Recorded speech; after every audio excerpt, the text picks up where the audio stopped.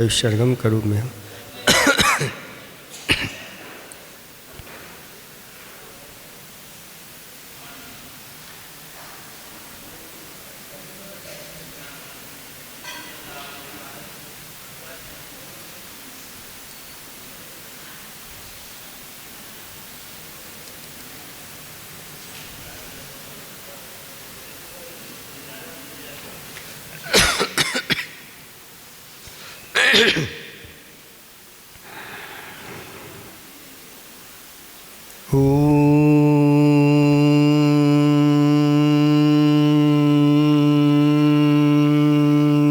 नमः सिद्धेभ्यः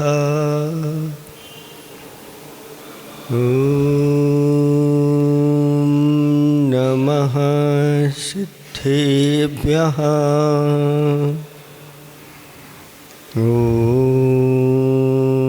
नमः सिद्धेभ्यः। मंगलं भगवान् वीरो मंगलं गौतमो गणेश मंगलं कुंदकुंदार्यो जैन धर्मोस्तु मंगलं सर्वमंगलमांगल्यं सर्वकल्याणकारकं प्रधानं सर्वधर्माणां जैनं जयतु शासनम्। देवादिदेव 1008 कैवल्य कमलापति श्री आदिनाथ भगवान की। देवादिदेव 1008 वर्तमान शासन नायक महावीर भगवान की। देवादिदेव 1008 श्री वासुपूज्य भगवान की। परम पूज्य 108 आचार्य प्रवर गुरुवर श्री विद्यासागर जी महामुनिराज की। परम पूज्य 108 राजर्षि अमोघ वर्ष महामुनिराज की जय। 3 कम 9 करोड़ मुनिराजों की जय। बोलो परम पूज्य 108 विमल सागर जी की। बोलो मुनि संघ की। इसका पाठ कर लेते हैं मंगलाचरण सहित। प्रणिपत्वर्धमानं विष्णोत्तर रत्न मालिकां वक्षे नागिनरामर वन्द्यं देवं देवाधिपं वीरं कः खलु नालङ्क्रियते इष्टादिष्टार्थसाधनपटीयान् कंठस्थितया विमला विष्णोत्तररत्नमालिकया भगवन् की मुपादेयं गुरुवचनं हेयमपि च किमकार्यं को गुरुरधिगत तत्त्वाः सत्यहिता बुद्धिताः सततं।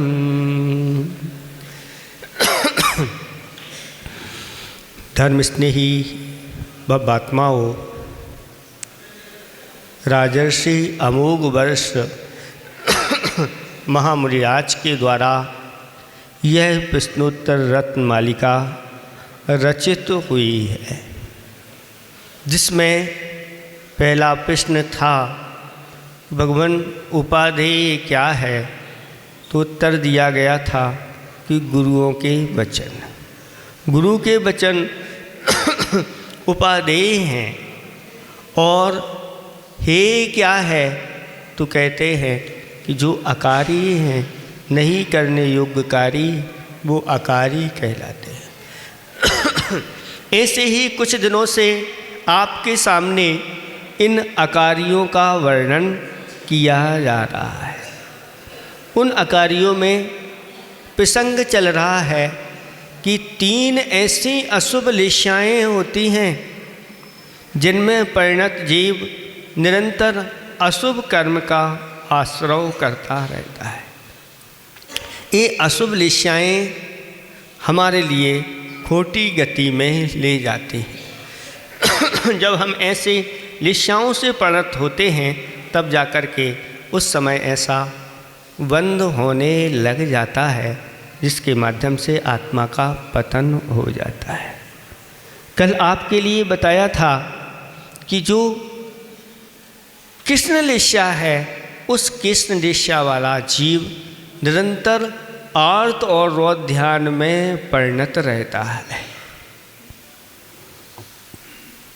और जब आर्त और रोध ध्यान में परिणत होने वाला जीव, फिर उसके लिए कहा सदा क्रोधी, जो हमेशा बात बात पर क्रोध, कहते गुस्सा तो उनके नाक पे बैठा रहता है। और थोड़ी थोड़ी बातों में बहुत क्रोधित होते हैं, उद्वेलित होते हैं। ऐसे लोग, उनकी लिस्याएँ ये कृष्ण लिस्या के परिणाम बने रहते हैं।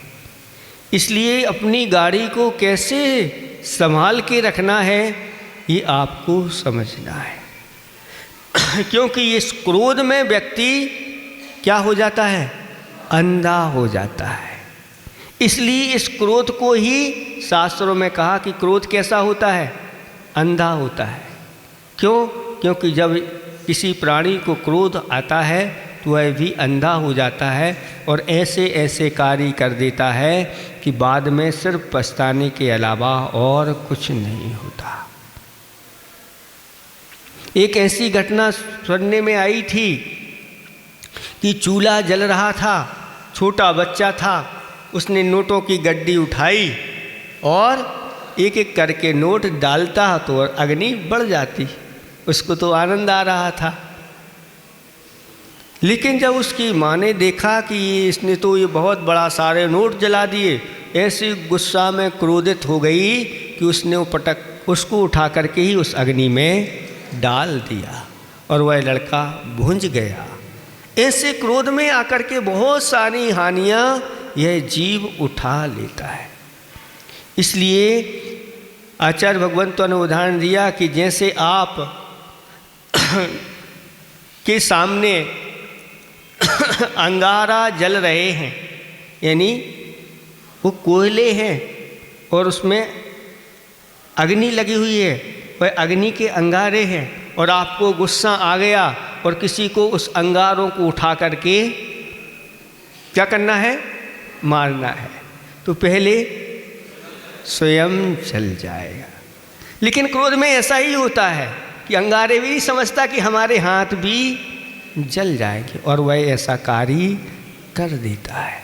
इसलिए आचार्य भगवंतों ने कहा कि इस क्रोध को हमेशा हमेशा शांत करके चलना चाहिए। कुछ लोग हमारे पास पूछने के लिए आ जाते हैं कि महाराज हमें गुस्सा आ जाता है, इस गुस्से को शांत कैसे करें? तो हम उनको उदाहरण देते हैं कि देखो, आप लोग हैं ना, चूल्हे पर आपके दूध रखा हुआ है और दूध उबल रहा है, और जब दूध बाहर आने लग जाता है तो आप लोग क्या करते हो बताओ? कुछ लोग वहीं के वहीं बैठे रहते हैं, और अभी अगर इसको उतारना नहीं है तो उस पर थोड़ा सा जल लेते हैं और उसमें डाल देते हैं, तो वह वहीं के वहीं बैठ जाता है।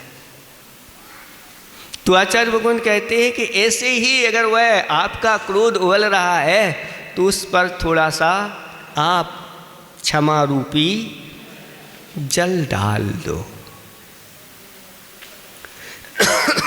थोड़ी शांति की धारा छोड़ दो, तो आप वह उद्वेलित वहीं के वहीं शांत हो जाता है। अथवा कुछ लोग ऐसे होते हैं कि भगोनी को उठा करके तुरंत वहीं दूर रख देते हैं, तो भी वह शांत। इसका अर्थ है कि जहाँ क्रोध के निमित्त मिल रहे हैं तो अपने आप को वहाँ से हटा दो, तो भी क्रोध शांति को प्राप्त हो।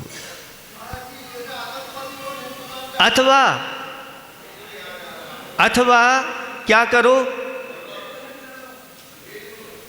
आपका जो जल रहा हुआ है चूल्हा, उस चूल्हे को बंद कर दो, तो भी वह शांत हो जाता। तो इससे आप लोगों को उसी से शिक्षा लेना है, हमसे शिक्षा नहीं लेना।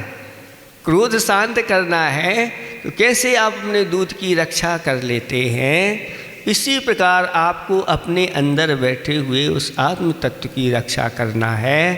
तो फिर तुरंत उसको शांत भी कर आ जाता है। आपको नहीं, महाराजों को भी आ जाता है, लेकिन समय समय पर उसको शांत भी कर लेते हैं और अपने कार्य में लग जाते हैं। 4 प्रकार का क्रोध बताया।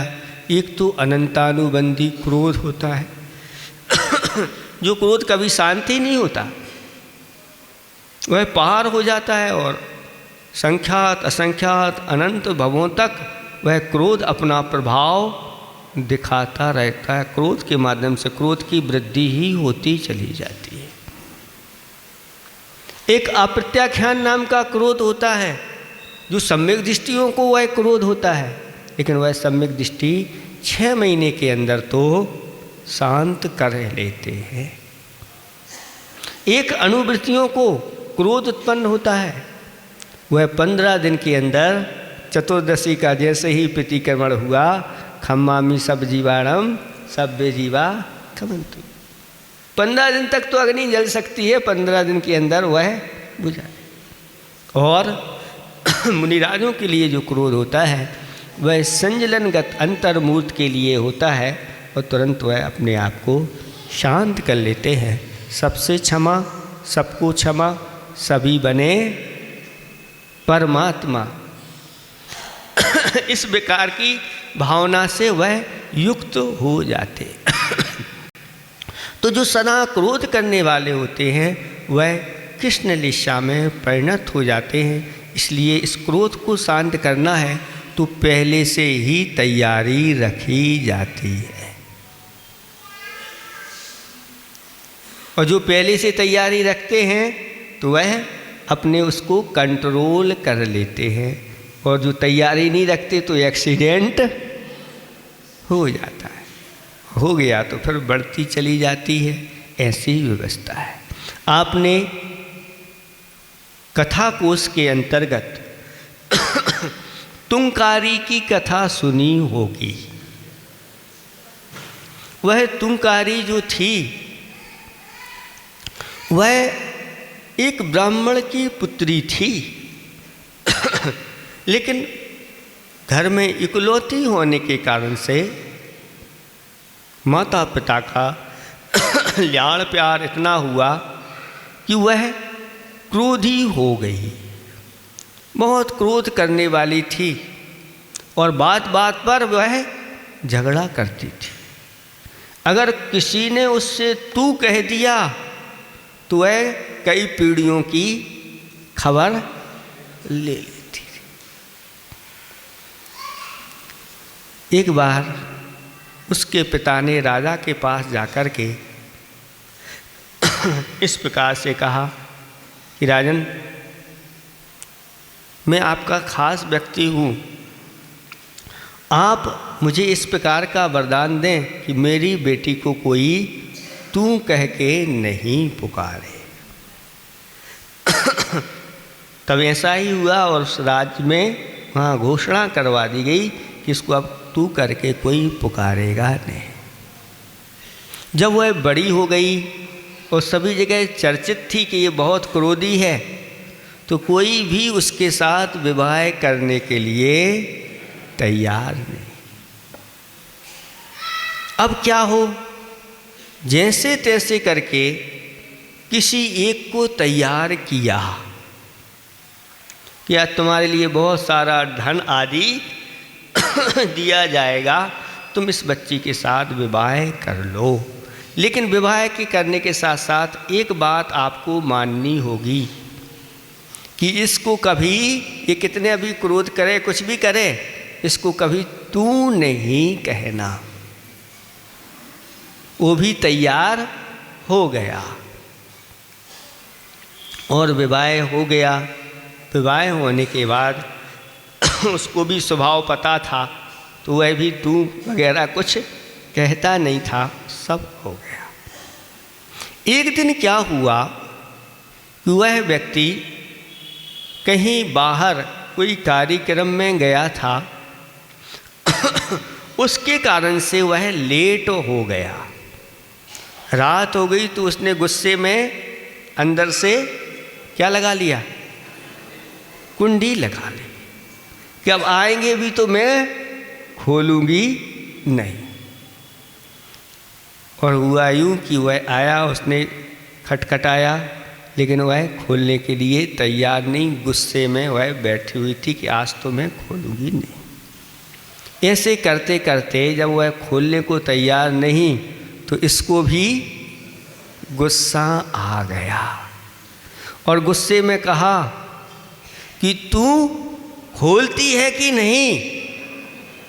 उसने जैसे ही तू सुना और कुंडी खोली और रात में ही वह घर से बाहर निकल गए। अब मुझे इस घर में नहीं रहना।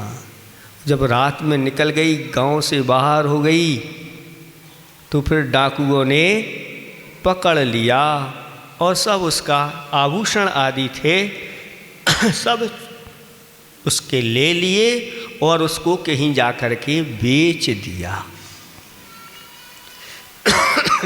उसकी दशा फिर ऐसी हुई, जहाँ उसको बेचा था, जिस गांव जिस राज्य में, तो वहाँ का जो एक व्यक्ति था वह कंबल रंगता था, रक्त से कंबल रंगता था, तो उसके शरीर से वह रक्त निकालता था।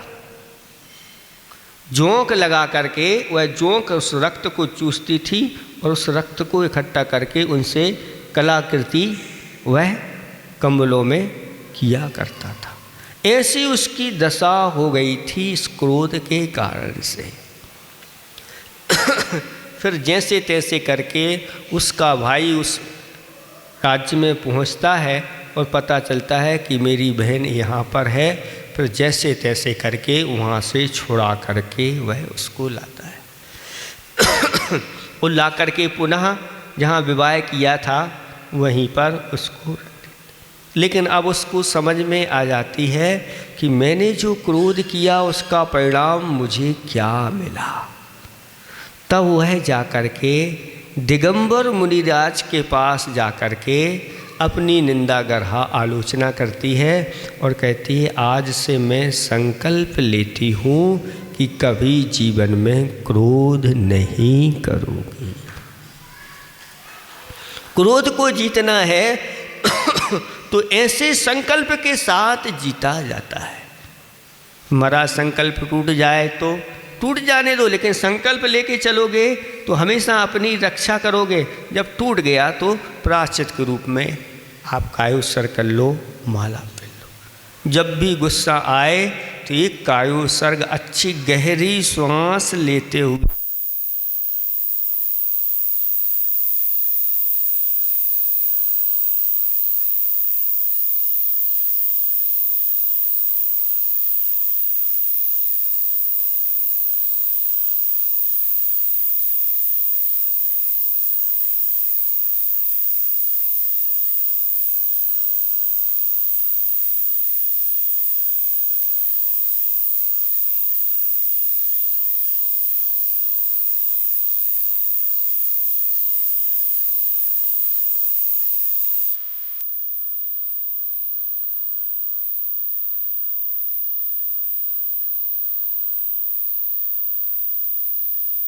लिया, एक कायोत्सर्ग कर लिया तो वह शांति को प्राप्त हो। जब भी ऐसा समय आए तो एक कायोत्सर्ग कर लिया तो अपना जो लगा हुआ दोष है वह दूर हो जाता है।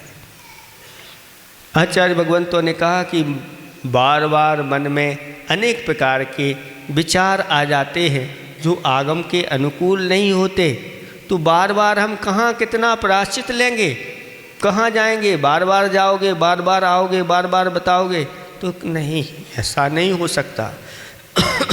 तो कहा कि तुरंत के तुरंत उसकी निंदा गर्हा आलोचना कर लो, एक कायोत्सर्ग कर लो और वहीं के वहीं। अगर छोटा मोटा है तो, अगर बड़े बड़े होते हैं दोष तो फिर गुरुओं के पास जा कर के उनके पास अपनी निंदा ग्रह करना चाहिए और प्रायश्चित आदि लेकर के शुद्ध हो जाना चाहिए। तो यहाँ पर बताया जा रहा है कि कृष्ण लेशा से परिणत जीव आर्त ध्यान रौद्र ध्यान में डूबा रहता है और सदा क्रोधी होता है। जब उसने नियम ले लिया तब ऐसी भी घटनाएं घटी, लेकिन उसने क्रोध नहीं किया। उसके घर में बहुत बेशकीमती तेल रखा हुआ था। कौन सा था? लक्ष्य पाक। ऐसा तेल वो घड़ों में रखा हुआ था और वह तेल अपने लिए यूज करती थी। जो कमज़ोर हो गई थी, लक्ष्य पाक तेल लगा करके उसको फिर पुनः उसमें शक्ति लाने के लिए उसने उपयोग किया था। तो बहुत सारे घड़ों में, उसके यहाँ छोटे छोटे घड़ों में वह लक्ष्य पाक तेल रखा था। एक मुनिराज के ऊपर उपसर्ग हुआ और उनका जो सिर था वह जल गया था। तो उनकी वैयावृत्ति के लिए सेठ जी उसके यहाँ तेल लेने के लिए गए। तो उसने कहा कि ऊपर की मंजिल में तेल रखा हुआ है, उसको आप एक घड़े को ले लो। तो वहाँ से वह लेकर के सेठ जी आ रहे थे और रास्ते में फिसल जाते हैं और गिर जाता है और पूरा का पूरा तेल बिखर जाता है। तब वह कहती है, सेठ जी घबराओ मत, जाओ दूसरा ले लो। ऐसे ही दूसरा भी लाते हैं और बार बार ऐसे 7 घड़े बताते हैं कि फूट जाते हैं, लेकिन उसके ऊपर थोड़े भी क्रोध की रेखा भी नज़र नहीं आती। तब वह सेठ जी कहता है कि ये महिला कैसी है कि जिसको बिल्कुल भी क्रोध नहीं आ रहा है। तब उस सेठ जी पूछते हैं कि तुम्हारे लिए इस प्रकार से कुछ भी क्रोध नहीं आया, इतना बड़ा नुकसान हो गया। तो वह कहती है कि मैं क्रोध का फल भोग चुकी हूँ और अब मैं क्रोध का त्याग कर चुकी हूँ और अब मैं किसी प्रकार से क्रोध नहीं करती। इसलिए इस क्रोध का त्याग करना चाहिए और निरंतर अगर क्रोध में लगे रहते हैं तो वह कृष्ण लीला से परिणामों से युक्त हुआ कर। और कैसा होता है कृष्ण लीला वाला? कहते हैं मत्सरो। मत्सर का अर्थ होता है कि वह ईर्षा भाव रखता है। निरंतर वह दूसरों की उन्नति देख नहीं पाता। ऐसा व्यक्ति वह मत्सर से युक्त होता है और कहीं ना कहीं कोई ना कोई चीज़ों की बाधा डालता रहता है। ऐसा व्यक्ति कृष्ण लीला से, इसलिए किसी से मात्सर्य नहीं करना चाहिए और धर्म कार्यों में तो मात्सर्य करना ही नहीं चाहिए, नहीं तो हमारी अशुभ लीलाएं हो जाती। और धर्म वर्जिता, कृष्ण लीला वाला जो होता है वह धर्म कर्म से बहुत दूर रहता है। अगर यहाँ आ जाएंगे तो उसकी लीलाएं फिर शुभ हो जाएंगी, इसलिए ऐसे स्थान पर जाना ही नहीं, धर्म कार्यों में भाग नहीं लेता। अगर कहीं धर्म कार्य हो रहे हों तो भाग लेता है, उसमें भाग नहीं लेता। क्या करता है? भाग लेता है, यानी भाग जाता है, वहाँ आता नहीं। अथवा ऐसा व्यक्ति जो धर्म कार्यों में भाग लेने को जा रहा है उसको वह वर्जिता, धर्म से रोक देता है। अब क्या दिन भर धर्म धर्म करती रहोगी क्या? अच्छे महाराज आ गए, सुबह भी, दोपहर में भी और शाम को भी, जब देखो चल देते हैं। इन्हें और कोई काम ही नहीं है, घर में इतने सारे काम हैं, दुकान है, ये है, ये सब छोड़ करके तो पुरुषार्थ करता है वो कि इनको रोका जाए जितना ये नहीं जा पाए, स्वयं भी नहीं जाना और दूसरों के लिए नहीं करते। तो इस प्रकार से किसी को अगर धर्म से वर्जित करते हैं तो उस समय हमारी अशुभ लीलाएं हो जाती हैं। इसलिए किसी को धर्म कार्यों से रोकना नहीं चाहिए। आप लोगों ने वो कथा तो सुनी होगी, गजमोती की कथा, और उसने गजमोती चढ़ाने का नियम लिया था, और उनके जो ससुराल पक्ष वाले थे उन्होंने रोकने का प्रयास किया कि ये कार्य नहीं कर पाए। तो उनकी स्थिति ऐसी हुई कि वह करोड़ों की दीनारों के स्वामी थे और वह रोड पर आ गए और जगह जगह जाकर के नौकरी करना पड़ी। ऐसी स्थिति हो जाती है। इसलिए किसी को धर्म कार्य से आप तुरंत रोक देते हैं। कोई मान लो व्रत लेना चाह रहा है, अरे अभी छोटा बालक है, इसको नहीं दो, अभी इतना छोटा तो है। हाँ ठीक है, वह तो छोटा है, आप तो अब 80 के हो गए, 70 के हो गए। वो ब्रह्मचारी व्रत लेना चाह रहा है, अभी छोटा है, आप नहीं लेने दे रहे। अब तो आप तो वृद्ध हो गए, आप ही ले लो, चलो आप तो समझदार हो गए, आपने सारी दुनिया देख ली है। तो कहते हैं नमोस्तु महाराज, अभी आते हैं। उसको भी लेने नहीं देना और स्वयं को भी लेने नहीं देना, रोक देना। इसलिए इस प्रकार से रोकना चाहिए, नहीं चाहिए, अंतराय कर्म पड़ता है। अगर स्वयं दीक्षा नहीं ले पा रहे हो कोई बात नहीं, लेकिन जो लेने जा रहा है उसकी अनुमोदना करके पुण्य का संचय कर लेना चाहिए, जिसके माध्यम से हमारी लिशाएँ शुभ हो जाए। ऐसी स्थिति तो धर्म वर्जिता होता है, साथ साथ में निर्दयी भी होता है। कृष्ण लीला से परिणाम वाले जीव के लिए दया नहीं रहती, वह निर्दयतापूर्वक काम करता है और साथ साथ में बैर संयुक्ता बैर संयुक्तो यानी बैर बांध करके रखता है। बैर की गांठ ऐसी बंधी रहती है, किसी भाई से भाई की बांधी रहती है तो कोई ना कोई अड़ोसी पड़ोसी की बैर की गांठ बंधी रहती है, कोई सास बहू की भी गांठ बंध जाती है और बैर बांध लेती हैं कि अभी मैं शक्तिशाली नहीं हूँ, इसलिए ये हमें अभी दबा के रखी, जिस दिन मैं शक्तिशाली बनूंगी मैं छोड़ूंगी नहीं। जैसे अग्निभूति और वायुभूति की कथा आप लोगों ने सुनी होगी। जो सुकमाल का जीव था उसने पूर्व में ऐसे ही बैर बांध लिया था। सुकमाल का जीव नहीं, दूसरा सुकमाल का जो भाई था, नहीं सुकमाल ही का जीव था ना, सुकमाल के जीव के ऊपर तो हकी थी।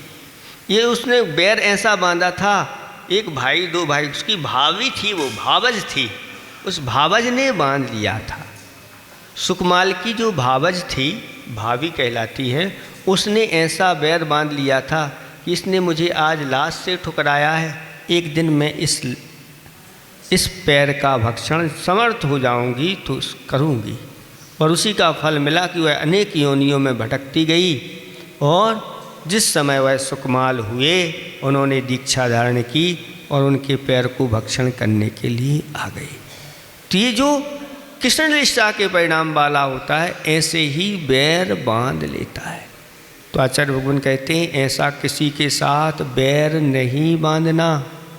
अगर ये बैर 6 महीने से ऊपर निकल गया तो सम्यक दर्शन हमारा चला जाता है और यह बैर की गांठ फिर एक भाव तक नहीं कई भवों तक चलती है। सामने वाला प्रतिकार भी ना करे तो भी वह इस प्रकार के उपद्रव करता रहता है। कमठ का नाम तो आप लोगों ने सुना है और पासनाथ भगवान का। उस कमठ ने ऐसा वैर बांधा अपने भाई के साथ कि वह कितने भाव तक चला, 10वें भाव तक चला। वह उसके ऊपर उपसर्ग करता, वह मर करके अच्छी सदगति में चला जाता और यह कृष्ण लीला आदि के परिणाम के कारण से नीचे चला जाता। वह स्वर्ग में जाते शुभ लीला के परिणाम से। पासनाथ भगवान का जीव और कमठ का जीव ऐसी कृष्ण आदि लिस्साओं के परिणाम से नरकों में चला जाता। तो ये नरक से निकल के आते, वे स्वर्ग से आते और दोनों मिलते और फिर वही स्थिति बनती, फिर वह नरक में जाता, वह स्वर्ग में। ऐसे करके वह बैर चलता रहा और 10वें भाव में जब वह उन्होंने क्षमा भाव धारण किए और तीर्थंकर प्रकृति का बंद करके तीर्थंकर के रूप में उनका जन्म हुआ, उस समय भी उस कमठ ने छोड़ा नहीं और उनके ऊपर उपसर्ग किया। तो कृष्णलेशा वाला जो जीव होता है वह ऐसे ही बैर से संयुक्त होता है, ऐसा कहा गया है। इसलिए 6 महीने के अंदर अंदर क्षमा भाव धारण कर लेना चाहिए। इसलिए 3 बार आते हैं पर्युषण पर्व। कितनी बार आते हैं? 3 महीने के, 6 महीने के अंदर तो क्षमा भाव हो जाए जिससे हम आगे बढ़ सकें, नहीं तो नहीं बढ़ पाते हैं। इस तरह से कृष्णलेशा के परिणाम हो गए। अब नील लेस्या वाला कैसा होता है? ये बहुत डार्क लेस्या होती है, काले रंग, इसको द्रव्य लेस्या में काला रंग कहा गया है और भाव लेस्या में काले परिणाम होते हैं। इसलिए काला रंग लौकिकता की दृष्टि से अच्छा नहीं माना जाता, धार्मिकता की दृष्टि से अपेक्षा से अच्छा नहीं माना जाता। इसलिए नहीं माना जाता कि शास्त्रों में कहा गया है कि काले कपड़े पहन करके धर्म के कार्य नहीं करना चाहिए, काले कपड़े पहन करके मंदिर नहीं आना चाहिए, काले कपड़े पहन करके आहार आदि नहीं देना चाहिए, क्योंकि ये काले कपड़े जो हैं वह कृष्णलेशा के प्रतीक होते हैं। और जो डाकू लोग होते हैं, चांडाल आदि होते हैं, जो ऐसे प्रकार के निंद आदि कार्य करते हैं, वो ऐसे वस्त्रों का उपयोग करते हैं। एक घटना पड़ी थी कि एक चित्रकार था और उस चित्रकार ने बहुत सारे ऐसे चित्र बनाए जिनमें काला काला रंग भर दिया और ऐसे करते करते उसकी बुद्धि भी ऐसी हुई, उसने सारी वस्तुएं क्या कर दी? काली काली कर दी और ऐसी स्थिति बनी कि उसके ऐसे परिणाम हुए कि उसने आत्महत्या भी कर ली। तो कुछ बाहरी चीज़ों का प्रभाव भी अंतरंग के भावों में पड़ जाता है और अंतरंग के माध्यम से बाहर में भी वो चीज़ें आ जाती हैं। इसलिए ऐसे वस्त्र आदि का प्रयोग नहीं करना चाहिए। आप लोगों को बताया था कि कभी भी मंदिर में जाओ तो 3 लोग के नाथ के सामने जा रहे हैं तो अपने इन काले बालों को ढक करके जाओ। आप समूषण में देखेंगे तो समूषण में जितने भी देवी देवता आते हैं वो सब क्या लगाए रहते हैं? मुकुट धारण करते, यानी उनका सिर ढका हुआ। राजा महाराजा भी जाते हैं तो मुकुट आदि लगा करके जाते हैं और मुकुटों के साथ ही भगवान को नमस्कार करते हैं। जैसा वर्णन आता है कि देवों के मुकुटों में लगी हुई जो मणियाँ हैं, उन मणियों के माध्यम से झुके हुए देव हैं, उनके सिर झुके हुए हैं और उनके माध्यम से भगवान के जो नखों में किरणें निकल रही हैं, फूट रही हैं, वो किरणें उनके मुकुटों पर लगी हुई मणियों पर पड़ रही हैं, जिससे उनके मुकुट और शोभायमान हो रहे हैं। ऐसे भगवान के बारे में वर्णन किया गया है। तो ये सब चीज़ें आपको ध्यान में रखते हुए करना चाहिए। अब कई लोग कहते हैं कि महाराज हमारे भगवान भी तो काले हुए, तो काली मूर्ति क्यों रखते हैं? तो काली मूर्ति जो है वहाँ वीतरागता की का प्रकाष्ठा रहती है। और वीतरागता में वो काले भगवान होते हुए भी, श्याम वर्ण के होते हुए भी विभस्त नहीं, उनकी काया श्याम वर्ण की होते हुए भी वो सबसे ज़्यादा सुंदर होते हैं। और ऐसी उनकी कांति फूटती रहती है, वो सबको ही वह पसंद आते हैं। सुभग नाम कर्म का ऐसा उनका उदय होता है। तो पंच परमेष्टि में जो काला रंग किया गया वो धार्मिकता की अपेक्षा से वहाँ स्वीकार किया गया है, ऐसा जानना चाहिए। नहीं तो देखो भगवान भी तो काले होते, तो हम काले कपड़े पहन के जाने में हमें क्या बाधा है, ऐसे तर्क लोग देते हैं। इसलिए ऐसे तर्क नहीं, ये बनाई गई है विधि कि जैसे आप वस्त्र आदि पहनोगे वैसे ही भाव होने लग जाते हैं। आपके लिए जब देखो, जब आपके यहाँ विधान आदि होता है और आपको स्वधर्मिंद की ड्रेस पहनाई जाती है, राजा महाराजों के मुकुट लगा दिए जाते हैं पंच कल्याणक में, तो देखो बिल्कुल अपने आप को स्वधर्मिंद ही मानते, ऐसा स्वधर्मिंद चल रहा है। तो जैसे कपड़े पहनते हो वैसे भाव भी हो जाते। इसलिए धोती दुपट्टा में जब पहन के आते हैं तो अलग ही भाव होते हैं भगवान के अभिषेक आदि करने के, पूजा करने के। और एक सामान्य ड्रेस में रहते हैं तो उस प्रकार के भाव वहाँ नहीं हो पाते, तो इस प्रभाव पड़ता है। ऐसे ही सब जगह की अपनी अपनी ड्रेस बनाई गई हैं, उन ड्रेसों के माध्यम से ही बच्चों के लिए, छात्रों के लिए जो ड्रेस दी जाती है वह सादा सिंपल ड्रेस दी जाती है। अगर चटक मटक वाले वस्त्र दें तो फिर बच्चे उसी में लगे रहेंगे, उसी को देखते रहेंगे, पढ़ाई में मन नहीं लगेगा।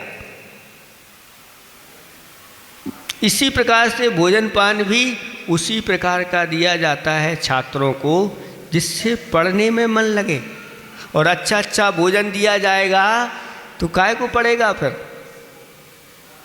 लेकिन आप चाहते हैं कि हमारा जो बच्चा जहाँ पढ़ने जाए उसको रहने का रूम भी बढ़िया एसी हो, उसको वस्त्र आभूषण भी अच्छे अच्छे मिलें और खाने के लिए भी।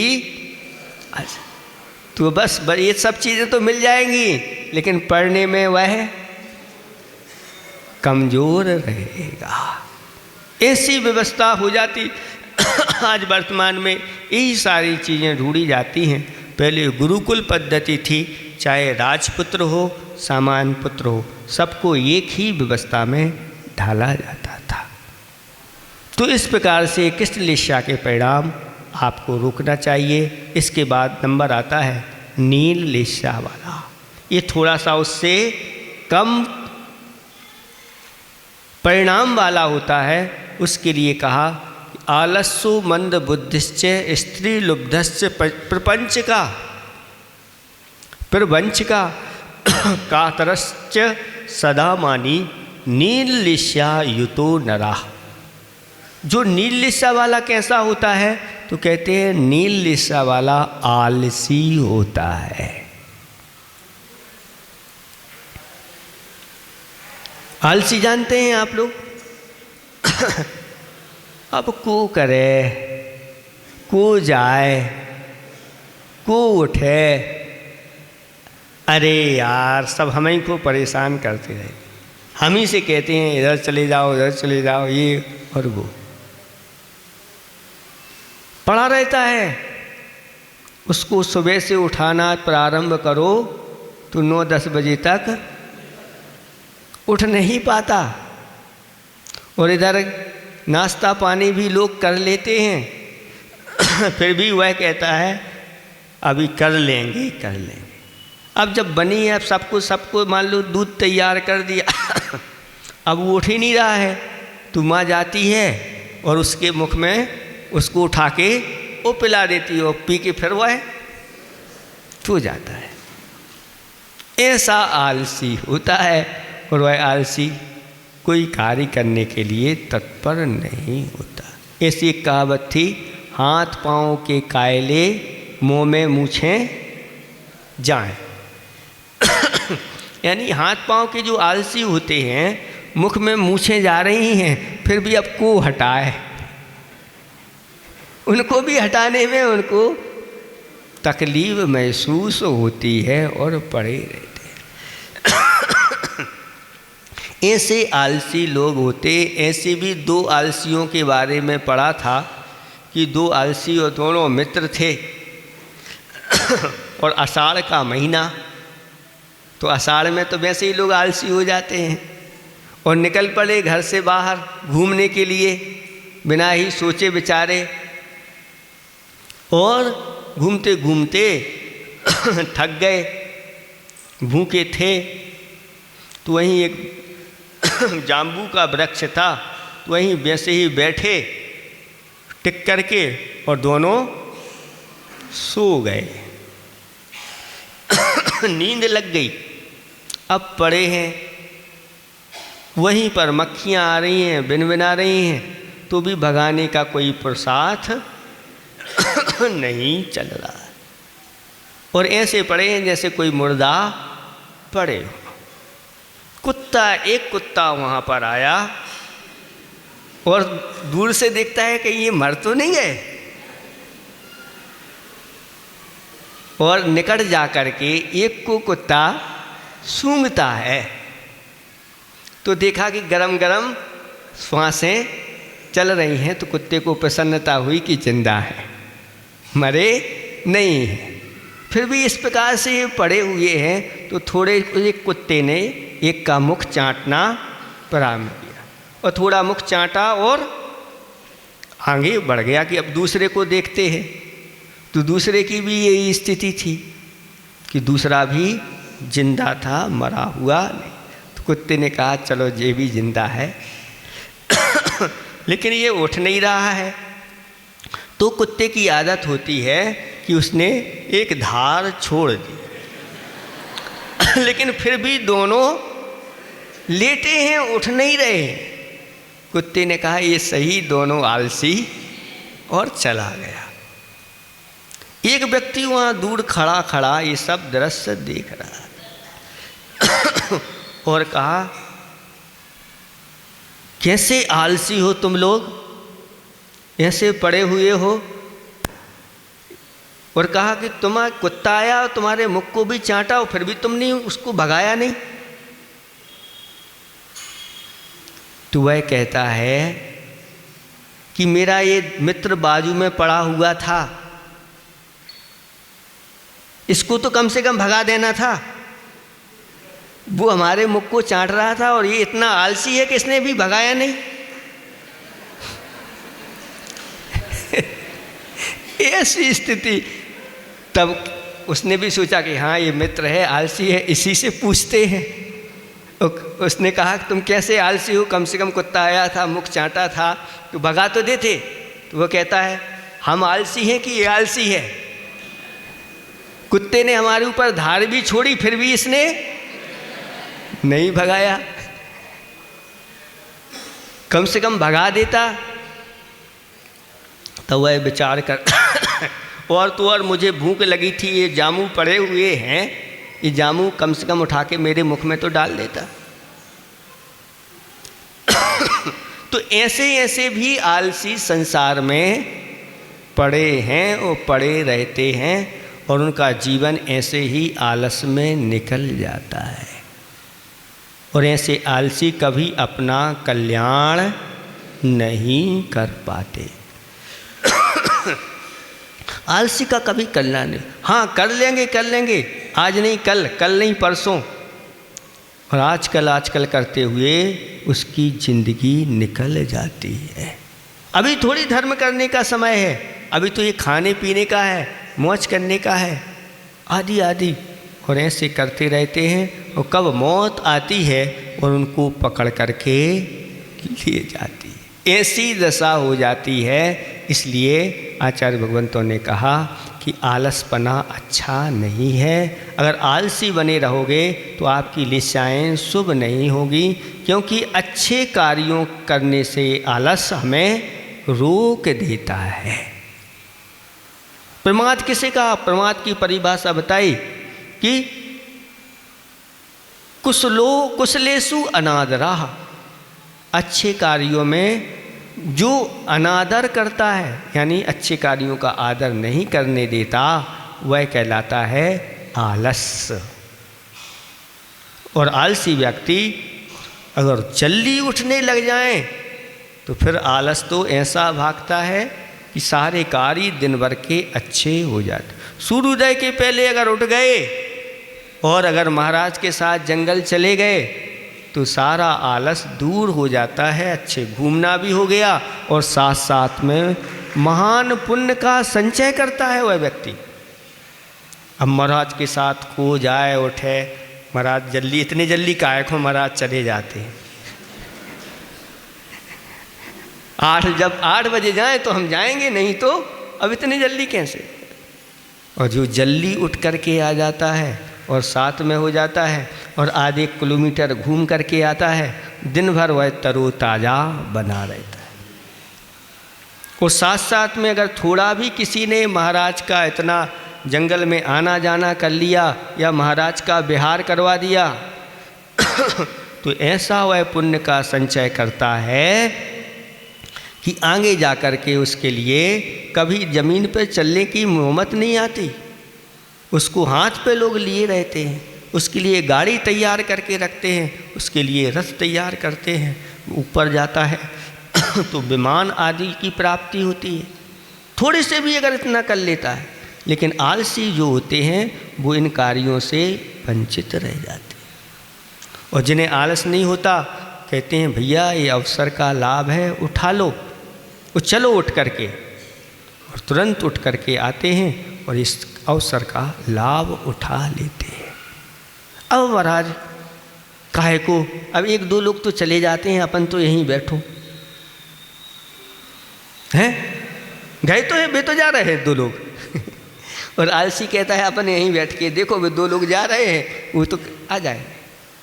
लेकिन जो आलस को छोड़ जाता है वो लोग 2 लोग वो पुण्य संचय करें, जितने भी जाएंगे सारे पुण्य का संचय सबको मिलेगा। ऐसा नहीं कि ये बाकी जा रहे हैं तो उनको कुछ नहीं मिलेगा, सबको मिलता है और स्वस्थ भी हो जाते हैं। महाराज की भैयावृत्ति जो करने आते हैं धीरे धीरे उनको भी स्वस्थ हो जाते हैं। जब वो हाथ में घी आदि लेकर के जब पैरों का मर्दन आदि करते हैं तो महाराज को आराम हो अथवा ना हो, उनको तो हो ही जाता है। उनके जो फटे हुए हाथ हैं थोड़े थोड़े उनके ठीक होने लग जाते। महाराज के अंदर घी जाए चाहे नहीं जाए, उनके अंदर तो। और कुछ लोग तो होते हैं जैसे हाथ में घी लिया, अरे तो वो घी बहुत अच्छा घी है, और थोड़ा महाराज के पैरों से थोड़ा पोंछा, वो कहा मज़ा आ गया, आनंद आ गया।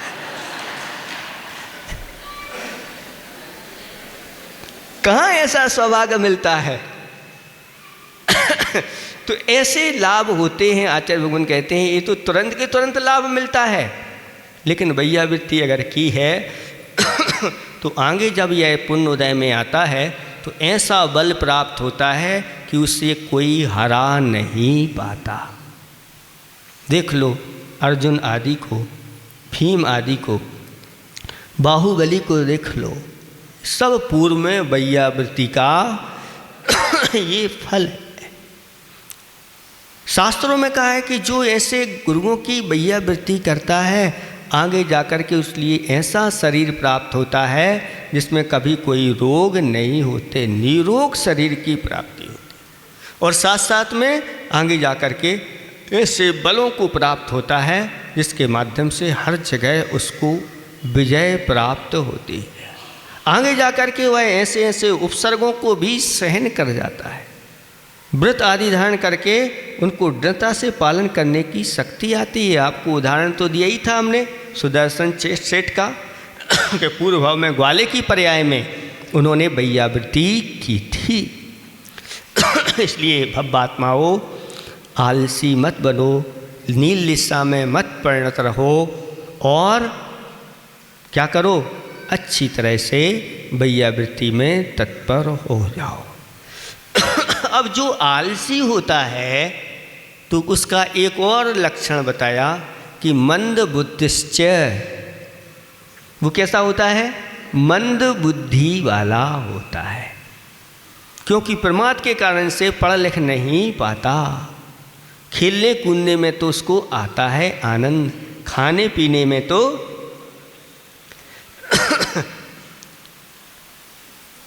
वह जागृत जैसा हो जाता है और काम करने के लिए आलसी हो जाता है। ऐसे दोहे भी लोगों ने बनाए कि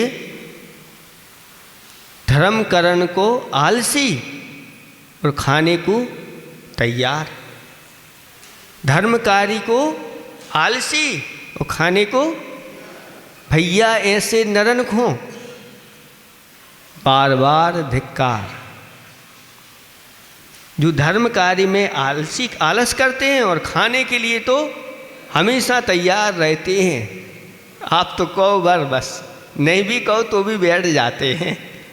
और तो ऐसे भैया नरन, यानी ऐसे नरों को परसों को बार बार धिक्कार हो, जो खाने पीने के लिए तो हमेशा तैयार रहते हैं, लेकिन धर्म कार्य के लिए अब कौन जाए अभिषेक करने, कौन धोती पहने, अब कौन महाराज को आहार देखवे जाए, चलो भोजन को समय होगा है अपनों। तो ये सब आलसी लोग लाभ उठा नहीं पाते। ऐसे व्यक्ति फिर पढ़ लिख नहीं पाते, तो वह मंद बुद्धि बने रहते हैं, और वह मंद बुद्धि रहती है तो विवेक उनके अंदर जागृत नहीं हो पाता। और नीलिस्या से परिणत जो होता है वह स्त्री लुब्ध कहा, लुब्धहा और प्रपंच कहा। स्त्रियों के ही इर्द गिर्द घूमता रहता है। काम वासना से जो युक्त होता है वह व्यक्ति नील लिस्या से परिणत होता है। और प्रपंच कहा, यानी जो ठगने में माहिर होता है, लोगों को ठगता रहता है अपनी अपनी मीठी मीठी बातों से, और उनको अनेक प्रकार के धोखे देता रहता है। ऐसा धोखेबाज, ठग, प्रवंचक व्यक्ति नील लिस्या से युक्त होता है। एक बार की ऐसी घटना पड़ी हुई थी कि एक जगह नगर सेठ के यहाँ निमंत्रण हुआ, गांव के लोग गए। उसमें एक पति पत्नी दोनों उस भोज में गए और वहाँ अच्छा अच्छा भोजन सब तैयार रखा था। और जैसे ही भोजन किया तो भोजन में क्या होता है कि सब एक दूसरे को परोसते हैं। तो जब पुरुषों की लाइन लगाई तो उसकी जो पत्नी थी भोजन परोस रही थी, सब भोजन हो गया था। अंत में क्या परोसा गया? चावल परोसा गया। और चावल परोसने के बाद सबको घी का बर्तन लेकर के एक एक घी ऐसे डालते चले जाते थे। पहले चावल परोस दिया तो पीछे से एक घी ऐसे करके देते चले गए, तो एक एक चम्मच वह देती चली गई। जब उसके पतिदेव का नंबर आया तो वहाँ परोसने के स्थान पर जो पूरा का पूरा बर्तन था वो उसी में गिर गया, यानी लुढ़क गया। अब वो चावल थोड़े थे और घी ज़्यादा हो गया। तो वह कहता है ये क्या किया इसने, इतने चावल कम हैं और घी। तो उसकी ओर देखने लगा तो उसकी पत्नी जो थी उसने आँखें दिखा दी कि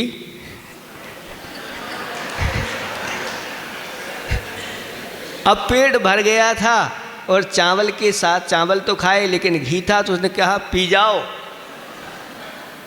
तो वह घी पी गया। अब जिसने कभी खाया नहीं हो, ऐसा भोजन नहीं किया हो और घी और पी जाए तो परिणाम ये निकले कि वह बीमार पड़ गया, हॉस्पिटल में भर्ती हो गया और 15 दिन तक हॉस्पिटल में भर्ती रहा और 15वें दिन दिवंगत हो गया।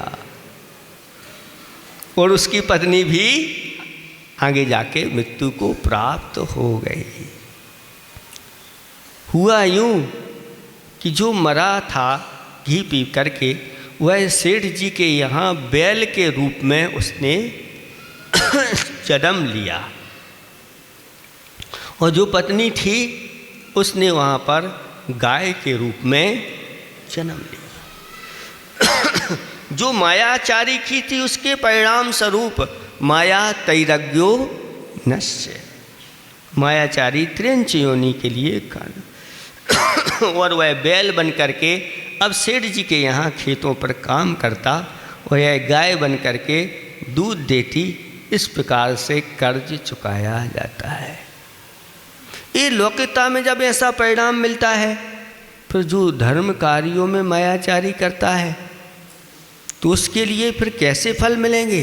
कहते हैं जो दान आदि बोल करके चुका नहीं पाते, उनके लिए ऐसे ही गाय आदि बन करके और वहाँ पर उस मंदिर के लिए दूध की व्यवस्था करके चुकाते हैं। वहाँ मंदिर के लिए ही इस प्रकार से कुछ नौकर चाकरी करके और इस प्रकार से ये देते रहते हैं।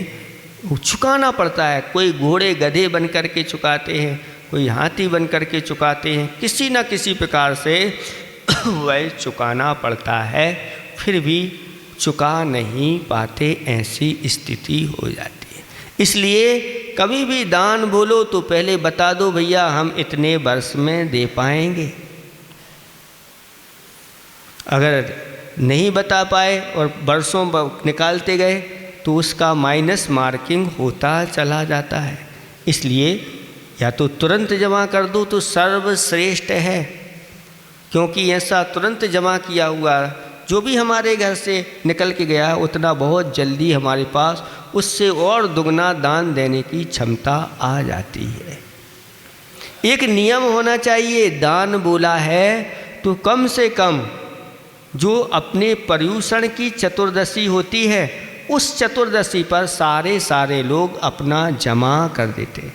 एक गांव की ऐसी भी परंपरा है कि उस चतुर्दशी के दिन सबकी द्रव्य ली जाती है, और जिसके पैसे बकाए हैं वो उस दिन जमा कर देता है तो उसकी द्रव्य ली जाती है, नहीं तो उसकी द्रव्य स्वीकार नहीं की जाती है। सबके सामने अभी जमा नहीं करे, पहले ये जमा करो तब द्रव्य ली जाएगी, नहीं तो इस द्रव्य का उपयोग आपके यहाँ नहीं। तो ऐसी बड़ी व्यवस्था रहती है और व्यवस्थित होकर के वह दिया जाता है, फिर मांगने की आवश्यकता नहीं पड़ती। इसलिए इस प्रकार के किसी को ठगना नहीं चाहिए। अगर हम ठग रहे हैं उस समय हमारी जो लिस्या होगी वह नील लिस्या के परिणाम होंगे। और कहा कि ऐसा वह नील लिस्या का परिणाम वाला कातरश्च, यानी कातर होता है, डरने वाला होता है, डरपोक होता है, हमेशा डरता रहता है। आपने चूहे को देखा, चूहिया को देखा, वह डरपोक होती है, थोड़ी सी तनक से तुरंत भागती है, तुरंत इधर से उधर हो जाती है। सबसे डरने वाली कोई है तो वह चूहिया। आवाज़ भी सुन ली तो कान से तुरंत, अगर कहीं से निकल रही होगी और आप निकल रहे तो तुरंत घुस जाएगी, फिर देखेगी कोई आ तो नहीं रहा है, फिर निकलेगी तो फिर अंदर हो जाएगी, फिर कोई आ तो नहीं रहा है, कोई दिख तो नहीं रहा मुझे। तो ऐसे डरते रहते, कातर होते हैं, नील लिस्सा के परिणाम वाले कातर होते हैं, भीरू डरपोक होते हैं। वो कोई साहस के कार्य नहीं कर पाते। और सदा मानी, वहाँ कहा था सदा क्रोधी, यहाँ कहा सदा मानी, जिनका मान चढ़ा रहता है, किसी की वह सुनते नहीं है। इसलिए मान को जो कहा गया है वो कैसा होता है? मान बहरा होता है। मानी कैसा होता है? बहरा होता है, किसी की सुनता अच्छी भी बातें सुनने के लिए तत्पर नहीं होता। रावण के लिए कितने लोगों ने अच्छी अच्छी सीख दी, वह नीति विशारद स्वयं था, लेकिन किसी की नहीं मानी। क्यों? क्योंकि सदा मानी। ऐसे जो लीन लिस्सा में परिणत होते हैं मान के कारण से, मान करते मर गए, रहा न जिनका वंश। तीनन को तुम देख लो, रावण कौरव कंस। ये मान के कारण से वह रावण मर गया लेकिन वह झुका नहीं राम के सामने, और ऐसे नील लिस्सा के परिणाम के साथ मर गया और जाकर के नरक में चला गया। तो आचार्य भगवान कहते हैं ऐसा अगर मान है, उस मान को तिलांजलि दीजिए और अपने से बड़ों के सामने अथवा जो देवशास्त्र गुरु होते हैं उनके सामने कम से कम झुकना चाहिए, उनकी मानना चाहिए, तब जाकर के हमारी लिस्साएँ शुभ होती हैं, ऐसा जानना चाहिए। तो कृष्ण लिस्सा और नील लिस्सा ये अशुभ लिस्साएँ हैं, ये अकार्य हैं, हमें इनको नहीं करना। बार बार आती हैं तो इनको हटाना चाहिए, समय आपका हो गया है। कापोत लिस्सा के और परिणाम हैं, आपको बता करके फिर आगे की अपनी यात्रा फिर पुनः बढ़ाएंगे। तो आज विमल सागर जी महाराज जी की ग्रस्त अवस्था के भतीजे हमारे बीच में पधारे हुए हैं। आपसे निवेदन करूंगा, आए सौरभ भैया और गुरु जी के पावन चरणों में श्रीफल भेंट करके आशीर्वाद प्राप्त करें। आए सौरभ भैया, बैठिए 2 मिनट के लिए, बैठ जाइए, वापस श्रीफल दीजिए। और हाँ, सौरभ भैया को। और मैं अंकेश जी शास्त्री से निवेदन करूंगा कि इनका तिलक वंदन करके स्वागत